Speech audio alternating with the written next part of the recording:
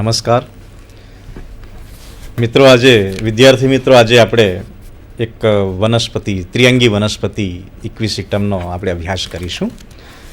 હવે ત્રિઅંગી વનસ્પતિ સામાન્ય રીતે જ્યારે આપણે જોઈએ છીએ ત્યારે તે પહેલાં કઈ કઈ વનસ્પતિઓ આપણે વનસ્પતિ આખો સમાજને જ્યારે આપણે જોઈએ છીએ ત્યારે કે ભાઈ અપુષ્પી વનસ્પતિઓને આપણે સામાન્ય રીતે બે સમૂહમાં વર્ગીકૃત આપણે કરીએ છીએ કે ભાઈ નિમ્ન કક્ષાની અથવા નીચલી કક્ષાની વનસ્પતિઓ, જેમાં લીલ ફૂગ દ્વિઅંગી વનસ્પતિનો આપણે સમાવેશ કરીએ છીએ.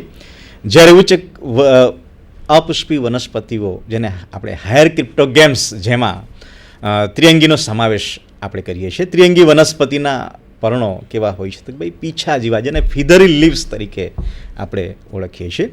તો આવી એક ત્રિઅંગી વનસ્પતિ અથવા આપણે જેને અભ્યાસ કરવા જઈ રહેલા છે એ છે કે ભાઈ ઇક્વિસિટમનો આપણે અભ્યાસ કરીશું. હવે સામાન્ય રીતે ત્રિઅંગી વનસ્પતિને આપણે ત્રણ રીતે જોઈએ છીએ કે ભાઈ એમાં મૂળ આવેલું હોય છે, પર્ણ આવેલું હોય છે, પ્રકાંડ આવેલું હોય છે. તો આ ત્રણ જે મુખ્ય ભાગો જે છે વનસ્પતિના કે ભાઈ મૂળ, ત્યાર પછી પ્રકાંડ, ત્યાર પછી મૂળ, પ્રકાંડ અને પર્ણમાં જે વિભાજિત થવું જે મુખ્ય લક્ષણ જે છે અથવા કેરેક્ટર્સ જે છે, કેરેક્ટર્સ આપણે ઇક્વિસિટમ માં આપણે જોઈશું. તો સૌપ્રથમ આપણે જોઈશું કે ભાઈ વર્ગીકરણ જે છે કે ઇક્વિસિટમનું ક્લાસિફિકેશન જો આપણે કરીએ તો ભાઈ સૃષ્ટિ, વનસ્પતિ સૃષ્ટિની અંદર આપણે એને મૂકીશું. ઉપસૃષ્ટિ, અપુષ્પી તરીકે આપણે ઓળખીશું. તો એ વિભાગ જે છે એ સ્ફિનોફાઇટાની અંદર આપણે મૂકીશું. તો સ્ફિનોફાઇટા શા માટે? આપણને એક પ્રશ્ન થાય કે ભાઈ એમાં બીજાણુજનક અવસ્થામાં મૂળ, પ્રકાંડ અને પર્ણ જે વનસ્પતિ ધરાવતી હોય, તો એ જે ધરાવતી હોય તો તેને આપણે શું કહીએ છીએ તો કે બીજાણુજનક તરીકે આ અવસ્થામાં આપણે મૂકીએ છીએ. તો પ્રકાંડની આંતરિક રચનામાં આદિ કે મજ્જિત મધ્યરમ જોવા મળે છે. ખૂબ અગત્યનું કેરેક્ટર્સ જે છે સ્ફિનોફાઇટાનું કે પ્રકાંડની જે કંઈક આંતરિક રચના જે છે એમાં આદિ અથવા તો મજ્જિત મધ્યરમ આપણને જોવા મળે છે. ત્યાર પછી હવાઈ પ્રકાંડ જે છે એનું પ્રકાંડ જે છે તે હવાઈ પ્રકાંડ તરીકે આપણે ઓળખીએ છીએ. તો ઉપરના ગાંઠના ભાગમાં શું હોય છે તો કે પર્ણો જે છે એ પર્ણો ચક્રાકારે ગોઠવાયેલા હોય છે અને એ જે લક્ષણ જે છે એ લક્ષણ ખૂબ જ અગત્યનું લક્ષણ જે સ્ફિનોફાઇટાનું લક્ષણ આપણને જોવા મળશે. ત્યાર પછી બીજું છે કે ભાઈ એમાં શંકુ, જે જ્યારે મેચ્યોર વનસ્પતિ થાય છે ત્યારે એની અંદર સ્ટ્રોબિલસ અથવા શંકુ જે છે એ શંકુ વનસ્પતિ બનાવે છે. એટલે ખૂબ જ અગત્યની જે સ્ફિનોફાઇટાના જે કેરેક્ટર્સ જે છે, કેરેક્ટર્સ આપણને જોવા મળે છે. ત્યાર પછી ગોત્ર આપણે જોયું કે ભાઈ ઇક્વિસિટલ્સ છે. તો ઇક્વિસિટલ્સ ગોત્ર જે છે એ ગોત્ર આપણે વનસ્પતિનું પ્રકાંડ જે છે કેવું છે તો ભાઈ ટટ્ટાર છે. વનસ્પતિ જે છે એ વનસ્પતિનું પ્રકાંડ એકદમ ટટ્ટાર છે, નળાકાર છે, ગર્થ અને શૃંગ ધરાવતું, જેમ જેમ એનું કેરેક્ટર્સ જે છે આપણે જોતા જઈશું તેમ શૃંગ અને ગર્થ ધરાવે છે. જ્યારે આપણે સેક્શન લઈશું, સેક્શનની જ્યારે આપણે ચર્ચા કરીશું ત્યારે એની અંદર ખાસ એક અગત્યનું લક્ષણ જે છે ગર્થ અને શૃંગ જે જોવા મળશે. પ્રત્યેક ગાંઠની ઉપર તમે જોશો તો સલકી પર્ણોની રચના જે છે એ રચના આપણને જોવા મળે છે અને એ જે પર્ણો જે છે એક ચક્રાકારે તમને ગોઠવાયેલા જોવાના મળશે. પ્રકારની આંતરિક રચનામાં મજ્જિત મધ્યરમ જે ખૂબ અગત્યનું લક્ષણ જે છે જે એને ઇક્વિસિટલ્સ ગોત્રની અંદર મૂકે છે, જે એનું ખૂબ જ આગવું લક્ષણ આપણને જોવા મળશે.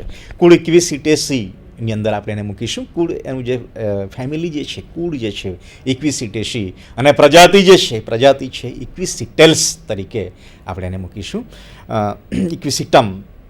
ઇક્વિસિટમની લગભગ જેનું આપણે જોઈશું કે ભાઈ ઇક્વિસિટમની લગભગ 30 જેટલી જાતિઓનો સમાવેશ થાય છે કે 30 જેટલી સ્પીસીસ જે છે સ્પીસીસ આપણને જોવા મળે છે. હવે ઇક્વિસિટમને એક અગત્યનું લક્ષણ છે કે એને હોર્સ ટેઇલ તરીકે ઓળખવામાં આવે છે, કે એને અશ્વપુચ્છ તરીકે આપણે એને ઓળખવામાં આવે છે. ખૂબ અગત્યનું લક્ષણ છે. ત્યાર પછી તેની કે વિવિધ જાતિઓ, એની ઘણી બધી જાતિઓ આપણે જોઈએ છે, 30 જેટલી જાતિઓ છે. તો પણ એક ખાસ એનું એક અગત્યનું કેરેક્ટર્સ છે કે ભાઈ દુનિયાના ઓસ્ટ્રેલિયા છે, ન્યૂઝીલેન્ડમાં ખાસ આ વનસ્પતિ જોવા મળતી નથી. પણ ખાસ કરીને ભારતમાં તમે જોશો તો ઘણી બધી વનસ્પતિઓ જે છે એ ભારતમાં જોવા મળે છે. અલગ અલગ સ્પીસીસ જે છે એ સ્પીસીસ આપણને જોવા મળે છે. તો કે ઇક્વિસિટમ પેરેટેન્સ કરીને જે છાયાવાળી જગ્યા ઉપર આ ઇક્વિસિટમની એક જાતિ છે, જે ઇક્વિસિટમ પેરેટેન્સ છાયાવાળી જગ્યામાં તમને જોવા મળશે. ઇક્વિસિટમ પેલ્યુસ્ટ્રી કરીને એક બીજી જાતિ છે જે તળાવ કે નદી કિનારે તમને જોવા મળે છે. અને બીજી જે ખૂબ અગત્યની જો આજે તમને બતાવવાનો છે એ છે ઇક્વિસિટમ આર્વેન્સ, જે ખુલ્લી જમીનમાં ઉગે છે. અમારા બીકેમ સાયન્સ કોલેજના વલસાડનું જે ગાર્ડન જે છે, બોટેનિકલ ગાર્ડનની અંદર આ વનસ્પતિ ખૂબ જ સારા એવા પ્રમાણમાં આ વનસ્પતિ જોવા મળે છે. એક તળાવ બનાવ્યું છે અને એની અંદર એક બેટ છે અને બેટની અંદર આ ઇક્વિસિટમ જે છે એ વર્ષોથી ઉગાડવામાં આવેલું છે. ડૉક્ટર પીજી મોરે અને ડૉક્ટર આર એમ પટેલ એ બંને આ વનસ્પતિ ઉગાડી છે અને એનું જતન જે છે જતન અમે કરી રહેલા છે. હવે બીજું આપણે જોઈએ કે ભાઈ આ જે વનસ્પતિ જે છે એમાં ઘણી બધી જાતિઓ તો છે જ, પણ જાતિઓની અંદર પણ આપણે જોઈશું કે ઇક્વિસિટમ આર્વેન્સ જે છે, આર્વેન્સ અને ડેબિલે કરીને એક બીજી જાતિ છે, ત્યાર પછી ડિફ્યુઝમ છે, આ બધી રેમોસિસમ છે, ઇક્વિસિટમ ઇલોંગેટમ છે. આ જાતિઓ ભારતમાં સામાન્ય રીતે આપણને જોવા મળે છે.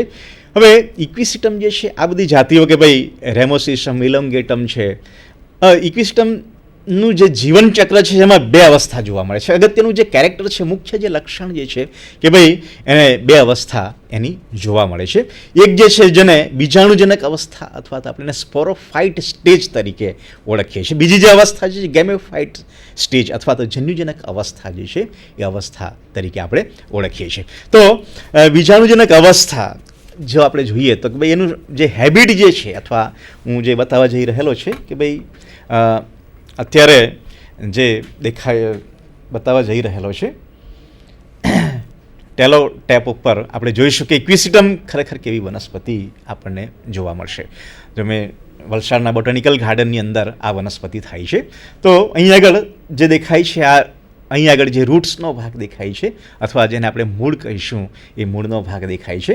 અને ત્યાર પછી આ જે છે આખું એનું પ્રકાંડ જે છે એ પ્રકાંડ આપણે જોઈ રહેલા છે કે આ આખું એનું પ્રકાંડ જે છે એ હવાઈ પ્રકાંડ જેને આપણે કહીએ છીએ એ હવાઈ પ્રકાંડ આપણે જોઈ રહેલા છે. ત્યાર પછી એના આ જે પ્રકાંડ દેખાય છે તો પ્રકાંડની અહીં આગળ તમે જોશો એક અલગ જ ગાંઠ અને આંતરગાંઠ તમને દેખાશે. ખૂબ નજીકથી તમે જોશો તો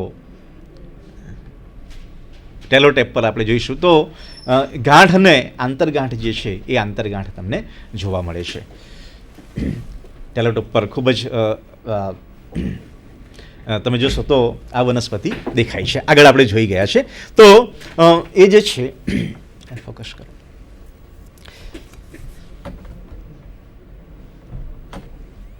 અહીં આગળ આપણે જોઈએ છીએ કે જે રીતે ટેલોટેપ પર જોઈશું તો મૂળ, પ્રકાંડ અને પર્ણ આ ત્રણ અવસ્થા જે છે એ ત્રણ અવસ્થા આપણને જોવા મળશે કે મૂળ દેખાય છે, પ્રકાંડ દેખાય છે અને પર્ણ દેખાય છે. આ ત્રણ વસ્તુ અહીં આગળ આપણને જોવા મળે છે.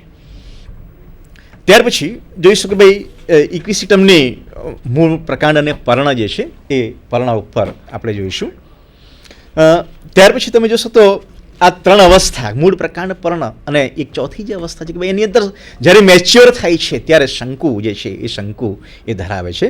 તો ઇક્વિસિટમની ઘણી બધી જાતિઓ જે છે એમાં આપણે લગભગ એની જે લંબાઈ જે છે એ લંબાઈ લગભગ 10 થી 20 સેન્ટીમીટર જેટલી એની લંબાઈ હોય છે.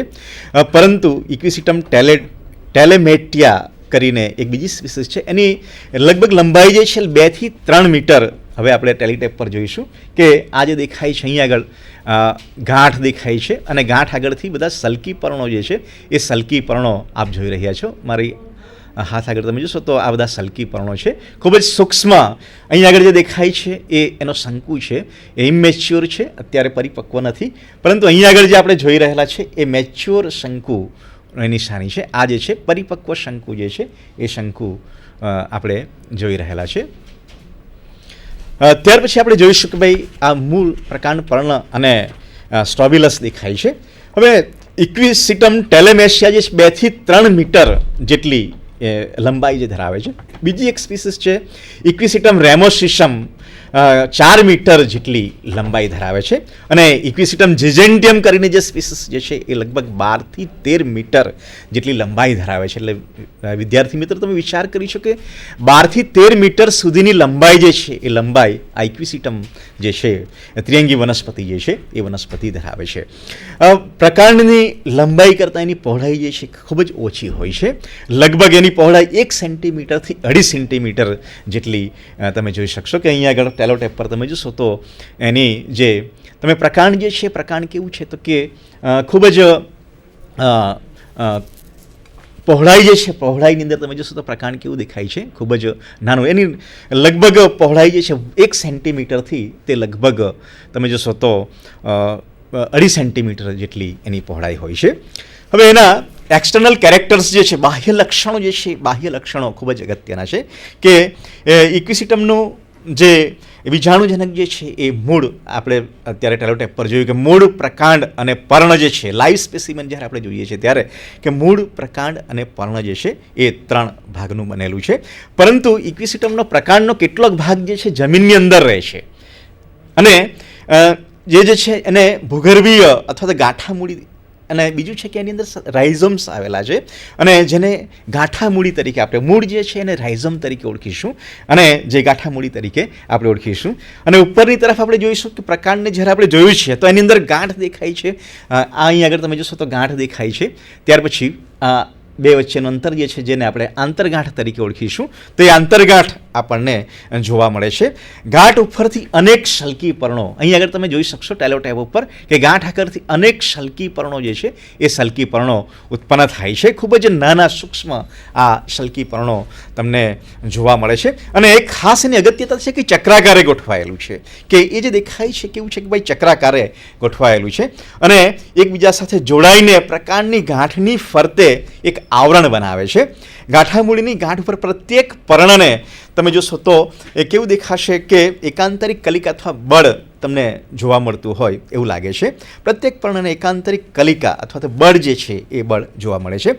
આ કલિકામાંથી ભૂગર્ભીય શાખા અથવા તો હવાઈ શાખા ઉત્પન્ન થાય છે અને એ જે હવાઈ શાખા જે છે જમીનથી તમે જોશો તો લગભગ જે જીજેન્ટિયમ જે છે લગભગ 12 થી 13 મીટર જેટલી હાઇટ ધરાવે છે.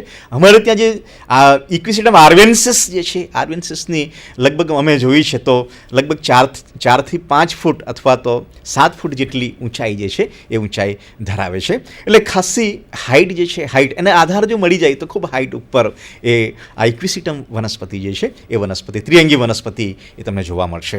ત્યાર પછી બીજું છે કે ઇક્વિસિટમ આર્વેન્સ અને ઇક્વિસિટમ ટેલેટિયમની કલિકામાંથી ગ્રંથિલ જેવી એક રચના ઉત્પન્ન થાય છે જે વિકાસ પામી નવી વનસ્પતિ ઉત્પન્ન કરે છે.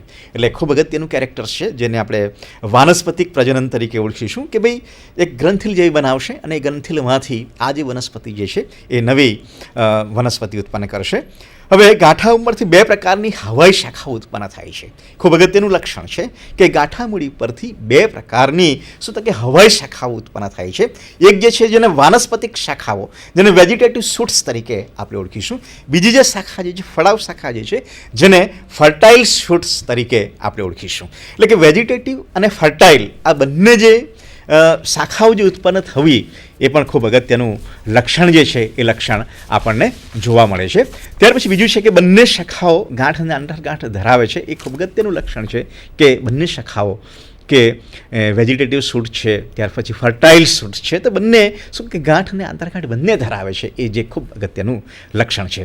વાનસ્પતિક શાખાઓ સામાન્ય રીતે તમે જોશો તો કેવી છે કે લીલી શાખાઓ ધરાવતી હોય છે. હવે લીલી શાખાઓ ધરાવતી હોય છે એટલે ખૂબ જ અગત્યનું લક્ષણ છે કે એ હરિતકણોથી એકદમ ભરેલી હોય છે અને હરિતકણોથી જ્યારે ભરેલી હોય છે એનું પ્રકાંડ જે છે હરિતકણોથી આખું આવૃત હોય છે, તો એ જે છે એ પ્રકાશ સંશ્લેષણમાં વનસ્પતિને ખોરાક બનાવવામાં ખૂબ જ મદદ કરે છે. જે બંને ફળાવ શાખા અથવા તો વેજીટેટિવ શાખા જે છે એ શાખા. બીજું છે કે જ્યારે મેચ્યોર થઈ જશે, એ શાખા જ્યારે મેચ્યોર થશે ત્યારે શંકુ અથવા સ્ટ્રોબિલસ જે છે એ સ્ટ્રોબિલસ ઉત્પન્ન કરે છે. અને ખાસ કરીને તમે જોશો તો એક સ્પીસીસનું નામ બોલું છું, ઇક્વિસિટમ પ્લેસેટ્રી કરીને એક જાતિ થાય છે અને એ જે જાતિ જે છે એ જાતિની અંદર ફળાવ શાખા શંકુ ઉત્પન્ન કર્યા બાદ લીલી બને છે, જે એનું ખૂબ અગત્યનું લક્ષણ છે વિદ્યાર્થી મિત્રો. કે પેલિસ્ટ્રી કરીને જે જાતિ જે છે એમાં કેવું છે કે ભાઈ ફળાવ શાખા ઉત્પન્ન થાય છે, ત્યાર પછી એમાં શંકુ ઉત્પન્ન થશે અને જેવો શંકુ ઉત્પન્ન થાય કે એ વનસ્પતિ જે છે આખી લીલી બને છે અને એ શું કરશે તો એને પ્રકાશ સંશ્લેષણમાં વનસ્પતિને ખોરાક બનાવવામાં ખૂબ જ મદદ કરશે. તો આ એક ખૂબ જ અગત્યનું લક્ષણ જે છે એ લક્ષણ આપણે જોયું છે. ત્યાર પછી થોડુંક આગળ જઈશું કે ભાઈ એના પર્ણ જે છે એ પર્ણ વનસ્પતિના જે પર્ણ છે, પર્ણની વિશે મેં વાત કરી જ છે કે ગાંઠ આગળથી ઘણા બધા પર્ણો જે છે એ પર્ણો ઉત્પન્ન થશે, કે ગાંઠ આગળથી પર્ણો ઉત્પન્ન થાય છે. પરંતુ એ જે પર્ણ જે છે એ કેવા છે કે લઘુ પ્રકારના છે, ખૂબ નાના પર્ણો તમને જોવાના મળશે, સાદા છે, પાતળા છે. ત્યાર પછી તમે જોશો તો સલ્કી પર્ણો, જેને આપણે કે સ્કેલી લીવ્સ તરીકે આપણે ઓળખીશું, તો સ્કેલી લીવ્સ આપણને જોવા મળે છે. એ ખૂબ અગત્યનું એનું લક્ષણ છે, કેરેક્ટર્સ જે છે, કેરેક્ટર્સ સ્કેલી લીવ્સનું તેઓ પ્રકારની ગાંઠ ઉપરથી ઉત્પન્ન થાય છે. મેં આગળ પણ કીધું છે, ફરી પાછું દોહરાવું છું.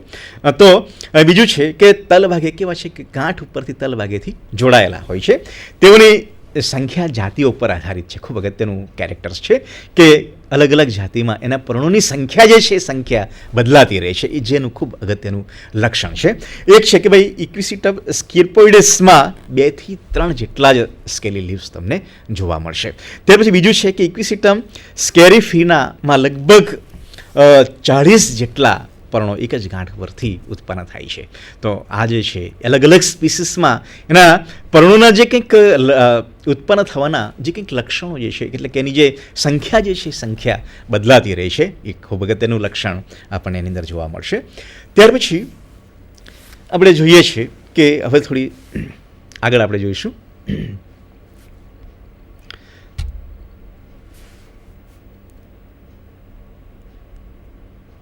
તો નિવાસસ્થાન, બીજાણુજનક અવસ્થા, ત્યાર પછી બાહ્ય લક્ષણો. ઇક્વિસિટમનું જે આખું ચિત્ર જે છે એ ચિત્ર આપણે જોઈ શકીએ છીએ કે મેં આગળ પણ ટેલિટોપ પર પણ બતાવ્યું છે, પણ એનું જે ટોટલ ચિત્ર જે છે, નિવાસસ્થાન કે પછી બીજાણુજનક અવસ્થા, બાહ્ય લક્ષણો આપણે જોઈ ગયા છે. ત્યાર પછી એમાં પ્રકાંડની આંતરિક રચના ખૂબ અગત્યની છે કે ભાઈ પ્રકાંડની આંતરિક રચના જે છે એ પ્રકાંડની આંતરિક રચના ખૂબ જ અગત્યની આપણને જોવા મળે છે. હવે સૌથી બહાર જોશો તો ખાસ કરીને ઇક્વિસિટમનું જે પ્રકાંડ જે છે, પ્રકાંડની અંદર તમે જોશો કે